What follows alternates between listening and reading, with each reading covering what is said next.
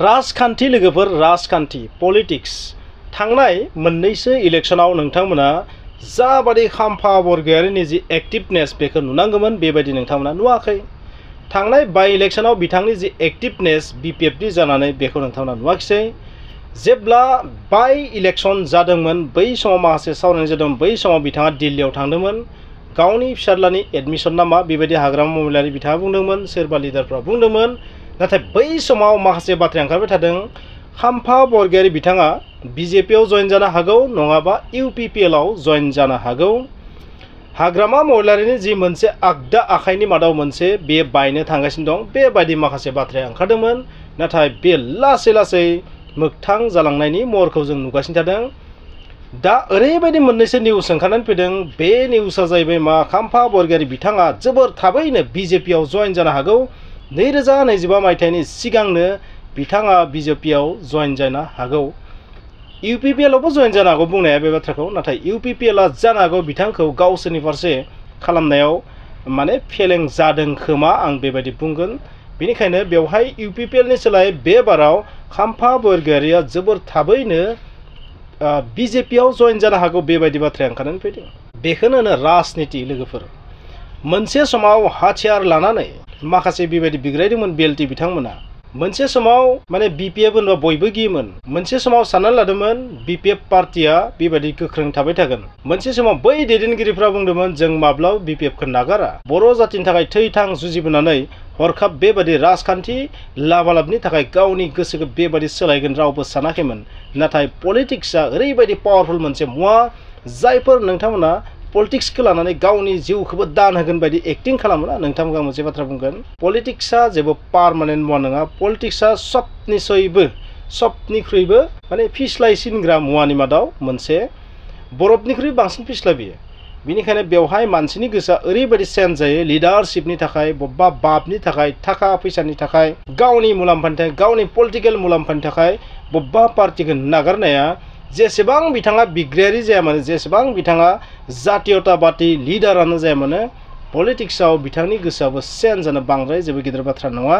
आरो बे बाथ्रायाबो सैथो, दरकार जायोबा पार्टिखौबो नागारनांगोन। दरकार जायोबा नोंथाङा बै पार्टिखौ गारनानै मोजां पार्टिखौ आजावनांगोन, जायनि थ्रुयै नोंथाङा बर' जातिनि खामानि मावनो हागोन। राजखान्थियाव बेबायदि जेबो पारमानेन्ट गैया जे बिपिएफ पार्टियाव थाबासो, इउपिपिएलआव थाबासो, बिजेपिआव थाबासो हारिखौ सिबिनो हागोन, बेबायदि जेबो गैया, फिक्स जेबो गैया। बिदिब्ला आंनिफ्राय बुंनो गोनां जाहैबाय बिपिएफ पार्टिया थागोन ना थालिया। आं नोंथांमोनखौ बहुद सिगांबो मोनसे भिडिअ बानायदोंमोन। बे भिडिअ बुंदोंमोन बिपिएफ पार्टिया थानाय नंला। लासै लासै आं बुंनायानो जालांबाय थादों, बा आंनि अनगायै सोरबा गुबुना बुंनायाबो जालांबाय थादों। जाय बाथ्राया पलिटिकेल डायलगसोमोन माखासे लिडारनि, बै बाथ्राखौ नाथाय आं पलिटिक्स हिसाबै लायाखैमोन। बे रियेल जानो हागौ, बास्तब जानो हागौ। बिपिएफ पार्टिनि मेन जि लिडारफोर, बै लिडारफोरा लासै लासै बिपिएफखौ नागारनानै थांनायनि मोनसे चान्स दं। हाग्रामा महिलारि बिथाङा बिथांमोनखौ, बै दैदेनगिरिफोरखौ हमथाना लाखिनायाव गोबां बिथिङै फेलें जानायखौ जोङो बुंनो हायो आरो। बिनिखायनो जों दिनैनि समाव मोनसे बाथ्राखौ नुदों, बिपिएफ पार्टिया थानाय नंलाबो जानो हागौ।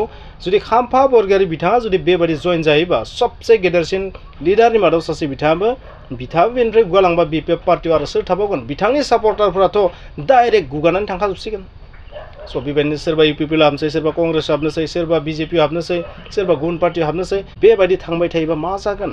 बेबायदि थांबाय थायोबा मोनसेल' एन्सार दं लोगोफोर, बे बिपिएफ नामनि पार्टिया जारिमिन जागोन। बिदिब्ला 2025 इलेक्शना बेसेबां पावारफुल नोंथांमोना साननानै नायदो। इलेक्शनाव मा नांगौ?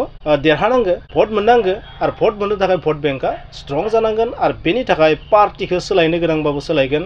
आरो बेवहाय बेसेबां रांखावरिनि बेसेबां माने कन्ट्रेक्ट दङ, बेसेबां माने बेवहाय मा सिं मा सोलिदो, बेखौथ' जों एसे आइडिया खालामनो हमनो हागोन आरो। माबा मोनसेथ' दोङो सिं मा दं बेखौ बुजिला। नाथाय गावनि राजखान्थियारि मुलाम्फानि थाखाय सोरबा जातीयताबादि बिग्रायारियाबो हाथियार लानानै हारिनि थाखाय बिग्रायग्रा सुबुङाबो पार्टि सोलायनो हायो लोगोफोर। बेनो जाबाय दा पावार अफ पलिटिक्स। पलिटिक्सनि जि गोहो बेयो बहुत स्ट्रं, बहुत पावारफुल। बेवहाय मानसिनि माइन्डसेटआ सोलायनो थाखाय बांद्राय गोबाव नाङा लोगोफोर। आरो बेनिनो खाम्फा बरगयारि बिथाङाबो एग्जाम्पल जानो थांगासिनो दं नामा।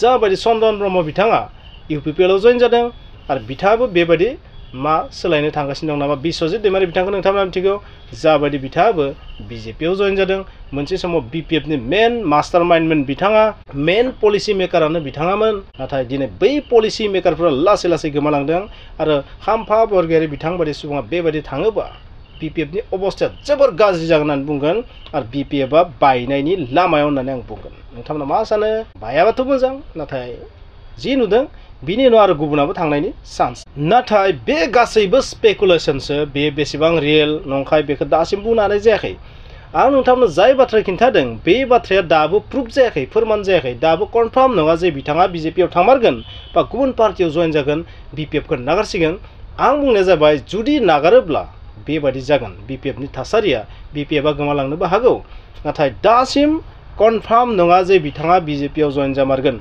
नाथाय ओरैबायदि बुंदों ओरैबायदि मिडियायाव नुबाय थादों आरो बिथाङा जाबायदि एक्टिभनेसखौ दिन्थिनांगौमोन बिपिएफनि जानो बेखौ दिन्थियाखै आरो बिथाङा जाबायदि सिं सिं मानसिफोरा बुंनाय बायदिब्ला सिं सिं बिजेपिनि दैदेनगिरिफोरजों इउपिपिएलनि दैदेनगिरिफोरजों सावरायबाय थादों बे हिसाबै बिथाङा बिपिएफखौ नागारनायनि थांखि लाखाबाय बेबायदि माखासे मिडियायाव ओंखारगासिनो थादों आरो बेखौनो मानसिफोरा आइडिया खालामनानै जे बिजेपिआव जइन जासिगोन बेबायदि फोसावदों नाथाय बियो दासिम फाइनाल जायाखै लोगोफोर बा जाबायबो जानांगौ सिं सिं नाथाय बेखौ फर्मेल फोसावागौ माने जेब्लासिम खाम्फा बरगयारिया जइन जाया एबा गावखौ आं बिपिएफ नागारबाय होनना बुंनानै लाया अब्लासिम जों बुंनो हाया दासिम बिपिएफआवनो दं होनना जों सानना लानांगोन बाथ्राया बेबायदि आरो